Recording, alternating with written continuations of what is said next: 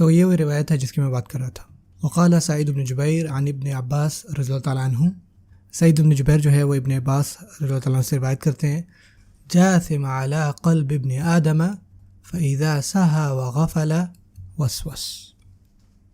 شیطان جو ہے وہ اپنے آپ کو انسان کے دل کے بہت قریب کرتا ہے، اور جیسے ہی انسان جو ہے وہ تھوڑا آرام میں آتا ہے، سہا تھوڑا کیئرلیس ہوتا ہے، وغفل اور غفلت کرتا ہے اور بھولتا ہے، تو وسوسہ کرتا ہے، تو اپنے وسوسے ڈالتا ہے اس میں.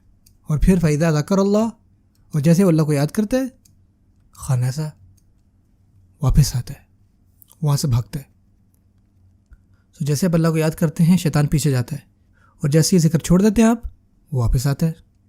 وہ کبھی بھی ایسے دیکھتا ہے کہ اچھا میں تھک گیا ہوں، آج نہیں کرتے یار، خیر 1000 سالوں سے یہی کام ہو رہا ہے، بس آج میں چھٹی کرتا ہوں. وہ ایسا نہیں کرتا. اور ایسا وہ کیوں نہیں کرتا؟ ہم اس آیت میں سیکھتے ہیں. الوسواس الخناس، وہ کبھی چھٹی نہیں کرتا. ایسا ہو سکتا ہے کہ آپ چھٹی کر لیں، وہ نہیں چھٹی کرے گا جب تک آپ بھولیں نا. وہ صحیح محنت کر رہے ہیں، ہم میں سے سب سے زیادہ محنت وہ کر رہے ہیں، تو ہمیں بھی اتنی محنت سے اسے لڑنا پڑے گا. یہ کوئی اہمی بات نہیں ہے. استعاذہ شیطان سے، اور وہ اپنے کام میں بڑا ماہر ہے. آپ کو جب پتہ چل جائے اس کے طریقوں کا، تو آپ کو لگ پتہ جائے کہ وہ لوگوں کو جہنم میں ڈالنے میں جتنی وہ محنت کرتا ہے. آپ کو پتہ ہے شیطان کا جو حربہ وہ یہ ہے انا، اس کا مسئلہ بھی کبر تھا، اور وہی چاہتا ہے کہ انسانوں میں یہ آ جائے. اور سب سے آسان طریقہ جو اس کو نظر آتا ہے وہ ہے غصہ دلانا.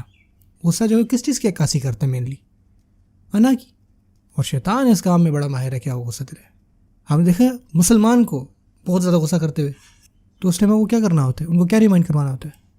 سے اعوذ باللہ من الشیطان الرجیم. اور شیطان اس کے اوپر اتنا چھایا ہوتا ہے، پتہ ہے وہ کیا کرتا ہے؟ کام ڈاؤن، اعوذ باللہ من الشیطان الرجیم پڑھو. وہ آگے سے کہتا ہے اچھا تمہیں لگتا ہے کہ شیطان نے مجھے پوزیس کر لیا، اور وہ اور غصے میں آتا ہے، اور شیطان وہاں بیٹھ کر ہنس رہا ہوتا ہے.